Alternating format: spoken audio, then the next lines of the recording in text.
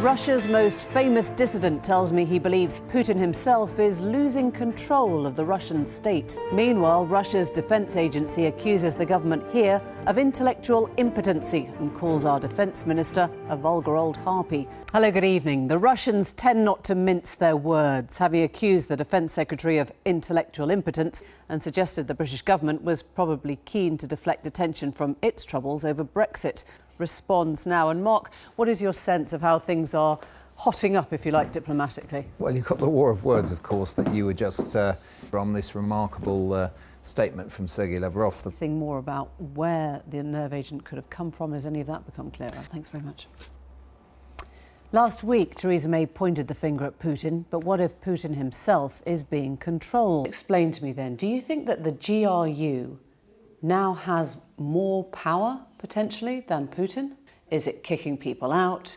Is it boycotting the World Cup? Do any of those stand a chance? You have the elections in Russia on Sunday. What should Russian people do when it comes to voting? Do you think the electorate controls the outcome? That was the extent of my Russian, I'm afraid.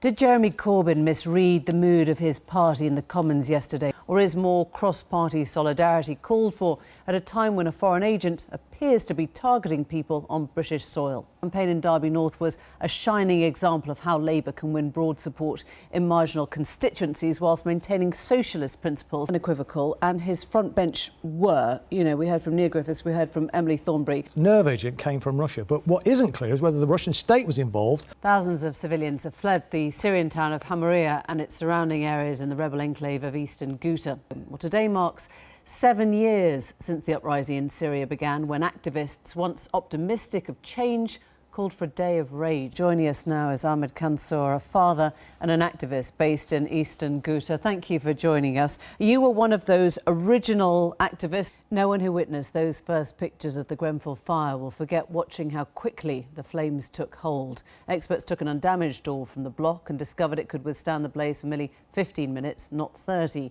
Chris, just tell us what you make of the significance of today, what they found. The Chinese-American writer Amy Tan has brought the Joy Luck Club to millions of readers around the world. Now, she's turned her hand to a memoir. It makes for often uncomfortable reading. Forced marriages, abandoned children, mental illness.